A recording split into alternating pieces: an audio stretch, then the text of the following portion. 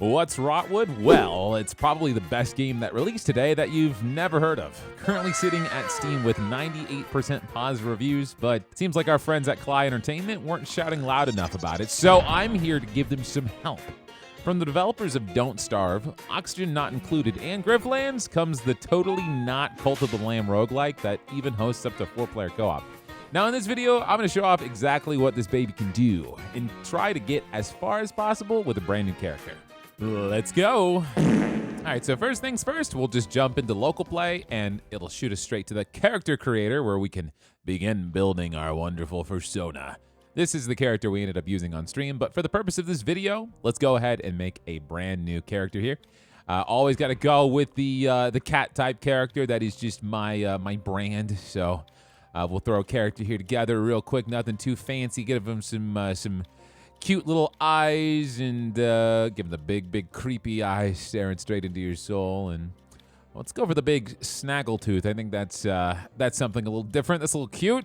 And definitely not dog ears. We'll go with the big cat ears like typical and go to the body here and ignore the furry nips. But you know, we gotta be all true to ourselves and embrace our tidy whities. All right, not too much else here that really matters. Just some cool cosmetics, different ways to kind of style your character. And then without further ado, let's just jump into it. All right. So this is going to be the hub world. This is where we go ahead and gear up our character. We start to basically build furniture and design the area. This is Toot, and Toot is in control of all of masteries, and our masteries are essentially what are going to be many challenges that go on throughout the game, like getting a high hit combo rate or a certain amount of perfect dodges, things like that that'll happen with various different weapon types. She's got different masteries for every weapon, from like hammer to spear to cannon and the like. So we'll go ahead and see those masteries. We don't start off with too much, but we've got here deal a certain amount of hits to multiple targets with focus, which is your powered up attack. We have our perfect dodge, our quick rise, and just various other things we can do. If you dodge at the last second, you get a perfect dodge, and if you actually hit the space bar when you get knocked down, you roll yourself back up. So this is going to be the hub world. It's actually pretty interesting. Most of these NPCs aren't supposed to be here, but I guess it's early access. This is a brand new character. We're supposed to unlock them, but hey, they're here. So for the purpose of just showing you guys exactly what this game is all about, let's just go ahead and jump in on our first expedition here. It's going to start at Rotwood. We're starting all vanilla, no abilities, no special weapons, just true to the game. This is our very first run.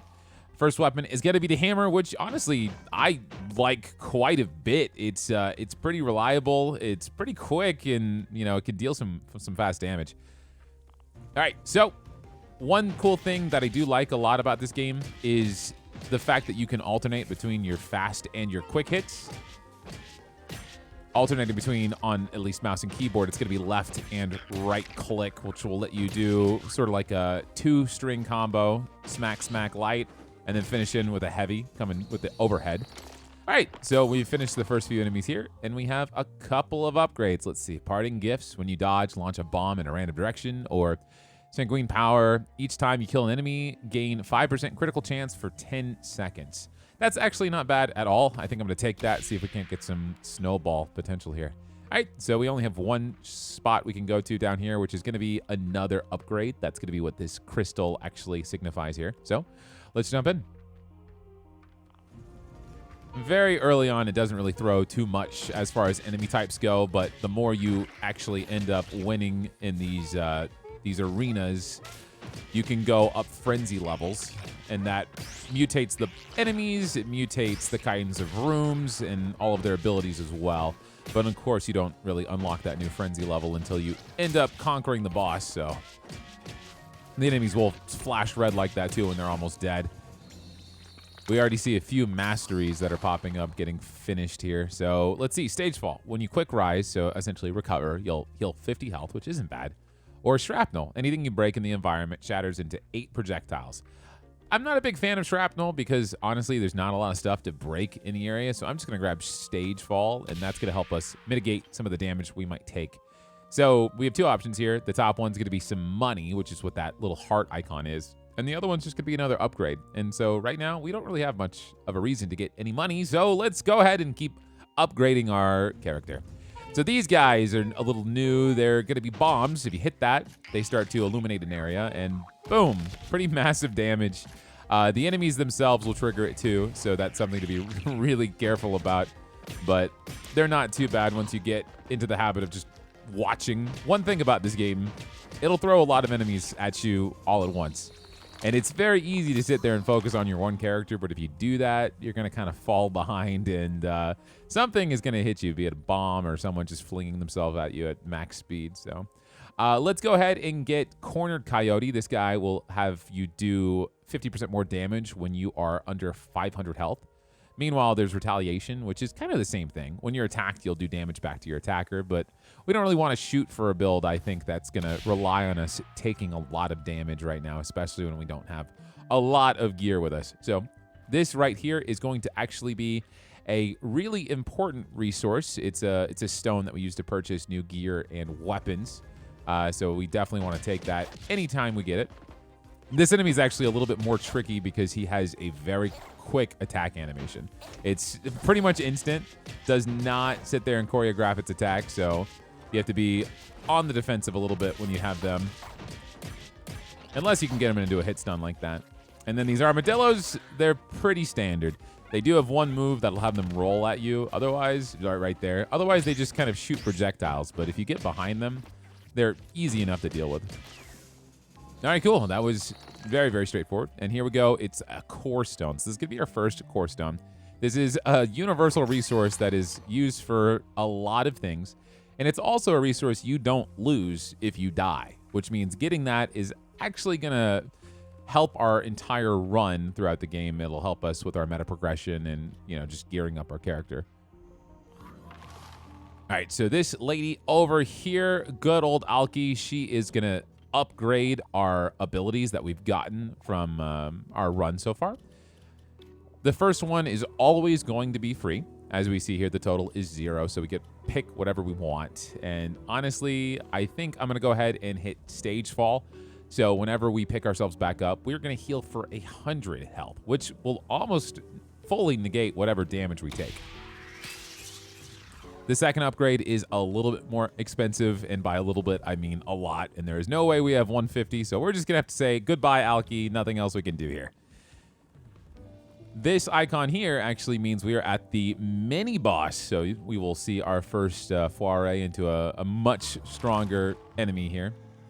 Oh, no, I'm sorry. That icon actually means it's a drop area. I'm not quite sure the terminology for this area, but as you start doing runs in an area, you will level up this total exploration stat, and then you'll be able to get a pretty good item from these machines. So let's go ahead and jump into the mini-boss here, which is that little paw print. And we get to fight our Greater Yamo. This guy is not too bad. The biggest issue here is going to be all of the enemies that are running around the map. They'll come up and kind of throw you off. Again, remember, they attack very quickly, so if they catch you off guard, you're going to be taking a lot of hits. Not to mention, his hits will swing them at you like a projectile, and that will make things different. So let's try to stay away. That's a perfect dodge. Whenever there is a gust of wind below the enemy, that is when you get a perfect dodge. Just like that. All right, my guy is getting a little low here, but I'm taking a couple of hits. Nice. We only need to do 3 more perfect dodges before we finish that challenge, which will be very, very beneficial for us. All right, perfect. Let's see, what do we got here? We have Static Charge. Apply 2 charges with your light attacks. Static is actually a pretty interesting status effect. If you apply static to someone and then kill them, anyone else that has static takes damage. So it helps to hit a bunch of people with that status effect and then kill one person. Resolute, when you kill an enemy with a focus hit, which is going to be this heavy hit or this move right there, you'll get 1 shield segment. You need 4 of them to block 1 hit of damage, and you can only have 1 shield at a time. It's not bad. It actually comes in handy quite a bit, and I think for the purpose of this area early on, we'll probably get the most value here. We're just going to be more proactive in killing people with this move, which I actually haven't shown you guys yet. It's just a small AoE that will knock enemies back and do a good deal of damage. All right, onwards. We've got a few more turnips here to knock out. Nothing too terrible. That's going to be a focus hit, which gives us exactly what we need. One more here. All right. We are halfway through to getting our first stack of shield. All right, we just need one more enemy. Nothing too tough to handle. Got to be careful here when they all telegraph their moves. There we go. So now we have shields, and now we've lost the shields. What the shields essentially do, again, is protect us from one hit of damage. So for that purpose, I would say that was pretty worthwhile. We didn't take any hits here. That was too risky, but really kind of greeting for another shield there. There you go. Now you see that we are illuminated blue, and so the next hit of damage we take will not harm us. So that is nice. Oh, we still have more enemies here, throwing a little bit more at us than I expected, but this enemy on the left is newer, and he's a little bit difficult. That really didn't showcase what he could do, but he's got a pretty tough 4-string combo, and it'll do a lot of damage. Otherwise, he's not too bad. It's just to make sure when he's telegraphing that move to do not be in the line, his range, his line of sight. So, all right, we've got two options here. We have an upgrade, and then this guy here, this little bag, is going to be monster drops. Monster drops are going to be used for upgrading our gear. Not so much for purchasing it, but just upgrading anything we have, and also additionally building things in the base. And that's just mainly just cosmetic things from benches, beds, little plushies of various monsters, all just kind of customizing your hub world, which is cool. All right, so we've got another shield. We do see a few monster materials right here on the floor. So the monsters can organically drop them as well. But if you had gone for that bag, you would just get a few more dumped on you a lot quicker. All right, so we've got Extroverted. When you enter a new clearing, you gain 25% damage for 30 seconds, or Big Stick. Your first heavy attack per clearing deals 150 damage to all enemies. That's actually not bad, but I'm going to go with Extroverted because for 30 seconds, we're going to be doing a lot of damage. And these rooms don't take that long, so that might actually help us clear out the room a lot quicker. We're going to get another core stone here if we can manage to successfully get out of this area, so let's try and be a little aggressive to make sure we receive some payoff. These trees are a little tricky. They alternate between two attacks. One is going to be that little ground shockwave there, and the other one is going to be its projectile. I typically want to deal with the trees as soon as possible because they're going to get in the way of your fight, and you're going to get a little damage here and there whenever you're just having them in play on the field.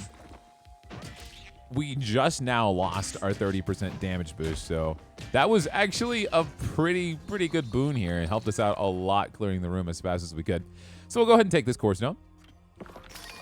And now we already have 3 of these, and this question mark is going to be just exactly that. It could be any sort of room, any shop. It'll also potentially lead to an NPC, which has a chance of giving us, there he is, a very good buff or a very good debuff, you know, as far as the enemies are concerned. So I really need this. You should have it. He holds out a hand, offering a gift. So this could be a run ender. This could be something that will make us significantly stronger, but you'll never know unless you try. So for the purpose of this, let's just go ahead and see what he's got. Sting like a bee. When you perfect dodge, the next time you deal damage is guaranteed to be a critical hit. That was actually a very good item. Thank you for that. I appreciate that. And then we get to see Alki again and give ourselves an upgrade. Every single time you see her, that first upgrade is free, so it doesn't matter if we already got one earlier in the run. We are going to get another free upgrade here. So I think we're going to go ahead and boost up to 35% damage for 30 seconds. I think that's going to be a good move. Everything else we have, you're really not going to get as much of a return as you would for Extroverted, so I think we're definitely going to go for Extroverted here. All right, perfect. And I do not, again, have the money for anything else. And so with the option of another upgrade or monster drops, I'd say let's keep racking in the upgrades. There is a whole mechanic as well with a potion that you can drink, and you can see that potion icon below my portrait on the top left. You have one potion, and when you use it, it is gone. if you see the potion shopkeeper, you can actually replenish it. But what that potion's going to do is it's going to heal you for, if I'm correct, 500 health. And so we do have that in our corner if we find we really need some help. And right now, I'm just going to try and get the armor real quick and not be too greedy. Again, that tree is going to be what is hitting me here. Yeah, now we're taking damage. Now we're taking damage. However, we did heal quite a bit with our quick rise. We took damage and immediately healed for 100, so that was not bad at all. Post-kill zoomies. When you kill an enemy, you gain 75% run speed for 2 seconds. That's not too bad, but not really going to benefit us too much. And Righteous Fury, when you take damage, your next attack deals 100% damage. This actually has some decent synergy with our Resolute for armor and our Stagefall.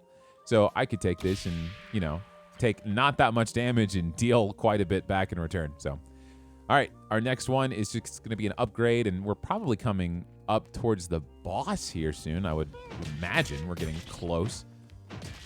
All right, we don't need to worry about doing any focus attacks or anything like that. Let's just make sure we get these guys knocked out. As you get new weapons, you unlock new focus attacks. This is not a move exclusive just to the hammer, but this one particular hammer that we have. There's a lot of cool mechanics and abilities that you can get in this game that really kind of let you cater to whatever your playstyle is. A lot of aggressive or more distance-heavy builds. Get them next time. Gain 1% critical chance each time you hit something. It resets when you actually get your critical hit. Or Introverted. When you enter a new clearing, you gain shield. Not too worried about that. Probably not going to get a lot of value out of that because I already have Resolute, which is giving us shields passively. So we'll go ahead and choose Get them next time. And this next area, this basket, is going to be the shopkeeper. All right, so let's go ahead and talk to our friend here. It's going to be Alphonse, the shopkeeper, and his bird Nimble. He doesn't have too much else to say, but introducing himself, telling us that he gets his wares from poaching all the various animals in these areas, which means you actually only get certain types of armor that are designed per biome that you're in. And then Nimble here sells a bunch of different trinkets. Nimble sells stuff with Tephra, which is going to be that heart icon. Meanwhile, Alphonse has gear here for the core stones. So we do have some gear. We've got a coat, a hat, and some pants. And if we look at this coat, your dodge is invincible for longer and you get 10 defense. So I actually think I'm going to go ahead and purchase that. And one of the cool things about this game that I really like is when you purchase this guy, it changes what your character is actually wearing. So your customization is very, very visible depending on whatever gear you get. This is also lighter than the armor we were wearing, so it has changed our dodge roll. We are agile, so we are much, much quicker. And so we've got 89 Tephra here. And so we could buy essentially either this upgrade, which is, let's see, throw stone. You throw a stone projectile which deals your weapon damage. Not too fond of that. Or we have a potion refill. And considering we are coming up on the boss, I think I'm going to go ahead and drink my potion. And then I'm going to buy this potion refill, getting us more than ready to tackle this boss with full health, almost minus 2, and a set of shield. So we'll jump in here and see what we have waiting for us. All right, get past this spooky clearing. And we've got the boss from Kirby. No, it's just a much scarier tree. And so this boss is not too bad. However, I will say, on my original playthrough, I did not beat this boss my first time through. I did not beat this boss my second time through. In fact, it took me 3 tries to be able to get this person down. So let's see if during this new character we can knock them out our first try. This move is pretty simple. Sidestep, left, right, left, right. They like to throw all these different thorns at you while throwing some mobs. During this point, it's very difficult to hit the boss, so it makes more sense to go ahead and attack the mobs. And I'm going to try and make sure I kill all of them with a focus attack, because that's going to replenish my shield. All right, we can knock him out here. And now we have our shields, and we'll go in and do some more damage. So this one is just slowly moving in a circle. Got hit there, unfortunately, but it's okay. On top of this, we still have our full potion as well, so I think we're in a really good spot. Nice little swipe there. Left, right, left, right. The music actually even goes along with it as well, so. Oh, that was not a smooth hit. I've actually never been hit by that move before. That's a perfect dodge, though. Very nice. All right, we need to move back a little bit and then try and do as much damage as we can here.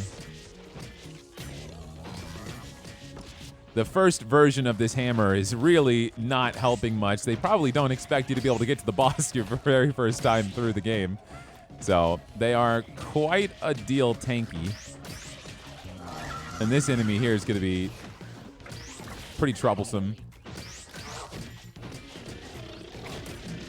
Purely based off of the amount of health that they have. All right, so let's go ahead and move back a little bit. Should probably be more cautious. All right, we can finish them off here. Perfect, and we've got shields. That guy does like to put traps down, and the trap actually, conveniently enough, hurt the boss, so that helps us quite a bit. All right, let's finish off this armadillo. Getting that high hit string. Being agile helps us a lot. We can go ahead and dodge right out and go right back in. All right, we're not going to be able to attack them for a little bit. So let's rack up whatever damage we can. Let's go ahead and do a focus attack here. Get a double. You still want to build some shields, so. The armadillos don't bother me too much as their projectiles are very straightforward. So if you're sitting a few steps ahead of them on the map's perspective, they won't be hitting you. All right, we're going to want to get to a point where we heal here soon. We'll see. However, I guess we don't have much to lose. Let's go ahead and go through here and drink our potion. Dodge out. Oh, we did not hit that, but we got the heal off of the quick landing. That armadillo is very low, so let's knock it out. Armadillo, anteater, whatever it is. Sorry, not using your lore-appropriate name. All right, they're just under 1,000 health. A couple more hits, and we can take down this mother treek here. Looks like we are pretty low as well, but we got it. All right, perfect. And we have fortunately taken down the very first boss of our first biome. And straight off of the bat after character creation as well. Let's go ahead and take that Mother Treek Heartstone, which is going to be a really valuable artifact here. We're going to do quite a bit with that. And let's go ahead and complete that expedition. Going to see a brief rundown of everything we achieved, and we have leveled up our exploration, which means next time we are coming through this area and we see that treasure room we found previously, we'll be able to get some pretty nifty rewards. All right, we've got all of this loot to take home, all of these goodies from our monsters we've slain, and we've got our masteries that we've completed as well. We'll turn those into toot and get some more core stones. And now we are going to be going right back to the hub world. A little bit of celebration there, get the fist pumps going, and let's talk to Toot. Hello, Toot. Frenzy levels, I don't care. Let me see the masteries. All right, so we can go ahead and claim that mastery, claim. And as we claim these masteries, we're going to be unlocking progressively harder masteries too. So again, this one is specifically for the hammer. So as we unlock other weapons, we'll have more masteries we can choose from, which is exciting.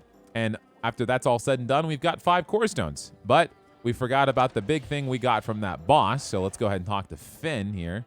Not Finn, Flit. I promise I know these characters' names. Your mother, you took down the mother treek that attacked us. Not my mother. Whatever, reading's difficult. But you didn't happen to find a purple glowy rock when you felled her, did you? Yeah, you mean this, the Heartstone. All right, so that Heartstone is going to be what we're going to run over to the fountain in the middle and insert right here as soon as Flit finishes talking. And we're going to feed this machine that Heartstone. And for defeating Mother Shriek at level 1, it's going to increase our maximum health by 100. So that's great. Now we have 1,000 health instead of 900. And so if we go ahead and go back to the helicopter, it should unlock the next area, I would think, unless I need to talk to Flit. No, it's right here. But interestingly enough, we can actually go back to the Great Rotwood Forest, and we have unlocked Frenzy 1. So Frenzy 1 is going to come with some modifiers. All rots are stronger, more loot drops, imbued rot spawn, and a mini boss equipment in the market. So when we go to the market, we're now going to have new equipment that we haven't seen before. So that's going to kind of modify our experience a little bit. So I think let's go ahead and jump into the next area. We won't worry about Frenzy and just jump into the next biome. I actually think Frenzy 1 in the first area is easier than this next biome. So I think we are putting ourselves into a really difficult scenario now. But let's see if we can't continue to challenge ourselves and take it a little bit further. All right, so we got Pew Pew, and Pew Pew every 3 attacks will shoot 1 projectile that deals half your weapon damage. So Flit right here, really talking to him just gives you some information on the area, and you can actually ask him for some tips on what the boss is going to be like. And he'll tell us it's called an owlitzer. I only spotted outside its nest a few times, but I saw enough to know it's a massive bird with crazy sharp talons. A single flap of its wings creates huge blasts of air, which is actually very relevant to the boss fight. And we'll go ahead and go to the next area. This is going to give us some money. And we're going to have brand new enemy types here, as well as, if I remember correctly, some turnips that we fought in the first area. Immediately off the bat, we are getting noticeably low damage numbers with this very first hammer and taking some decent time to knock out these enemies. So I do think we're going to have some significant trouble with this area, but we're going to do our best. Knock out that tree. Not too bad. And let's grab some tephra, bringing us to 47. Not quite enough to buy anything, but we're going to get ourselves another core stone. All right. All right, we see our old friend from the last area who likes to put down all the traps. The onions aren't too bad. What they typically do is just one move, which is tackling. You get used to that, and you'll be all right. One big change about this map, though, is a lot of hazards as far as the level design goes. Both these plants here and these plants here will damage you massively if you touch them. And I did that a little bit earlier this fight, unfortunately, which is where a big chunk of our health is gone. And that's okay. Just stay optimistic here. Knock out these onions. No sense in crying over. Take this core stone. And we have our option for some money or an option for an upgrade. We'll go ahead and take that upgrade.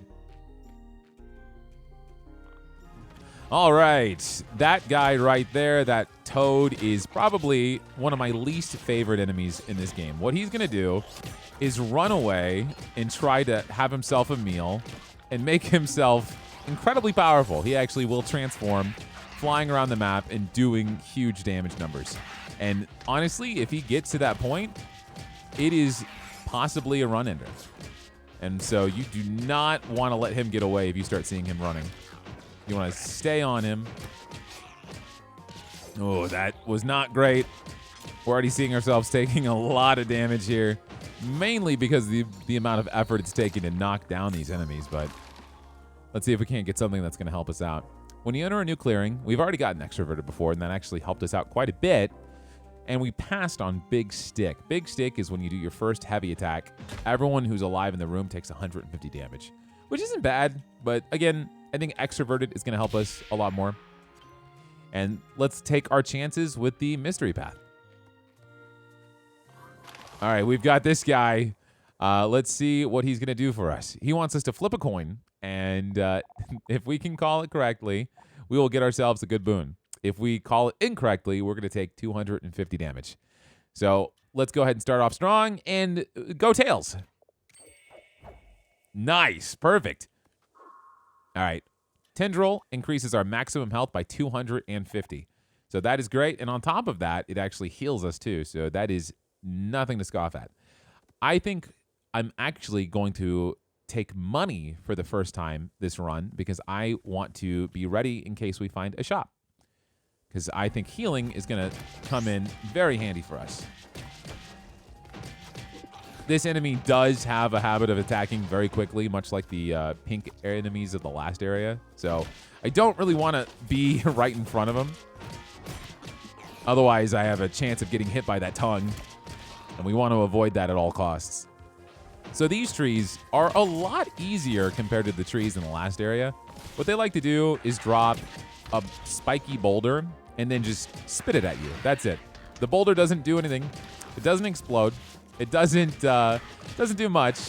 But if it does come at you in a direction, being blown, it will do some good damage.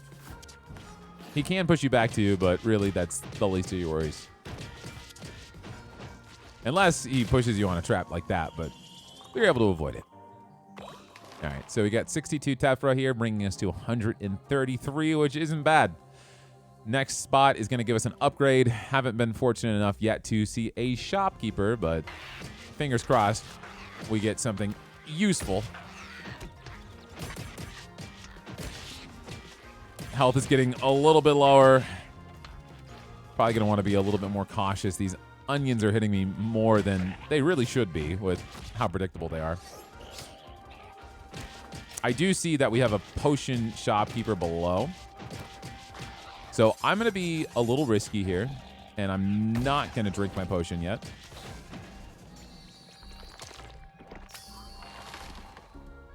All right, strong start. Your attacks against enemies with full health deal 25% damage, or when you enter a new clearing, 30% run speed for 30 seconds. I'm not prone to really going for any sort of movement speed with this current build, so I'm just going to take more damage. We actually have a good decision here. We can either go to the shop up top, or we can go to the potion vendor down below. We have not had a chance to see the potion vendor yet. However, if we go to the shop, chances are we could get some more equipment. I think I'm going to play it safe, and I'm just going to go down to the potion vendor. So if we go here, we can go ahead and get the 5-finger brew, which is, I guess, unbeknownst to him, a free sample, which will heal us up a little bit, up to 250 health. And then, if we talk to our friend, what he'll actually do is refill our flask. He refills our flask at a price of 75 tephra every time. So what I'll go ahead and do is drink mine and then take him up on that upgrade. And I think that is going to help us out quite a bit. All right, the next area we have is going to be that machine. If we were at level 1 exploration, we would be able to open this up for some goodies. That would really come into play if we were upping the frenzy level and going on a second playthrough through an area, or if you've died in the area, but fortunately we can't say we've died yet. However, this next area could just be that, because this fight is pretty difficult. So we'll see how it goes. I had a lot of trouble in this engagement on my previous character. Oh yeah, that did not start off to a strong spot. She has a habit of putting down a bulb in the middle of the map, which will massively heal them. And so unless you can knock this out, they're going to be healing quite a bit. Again, our damage numbers are kind of pitiful here. The one thing in our advantage is how telegraphed their attacks are. And whenever you do a perfect dodge, you do get a level of iframes, which is really kind of crucial in this fight, because if they're both doing their bounce attack at the same time, you'll have a lot of trouble dodging it unless you have the timing down perfectly. All right, if we can knock this out, there we go. This is going to be a trial of perseverance here, because the healing is going to make this really difficult. That could be it. Now we're going to go ahead and drink our potion. We got another bulb. Fortunately, getting attacks on both of them at once is helping mitigate that healing a little bit. Yeah, we're having some trouble with some low damage output. Might be in the market for a new hammer here, but I'm gonna see what I can do. No, I just don't think I can knock out this bulb in time.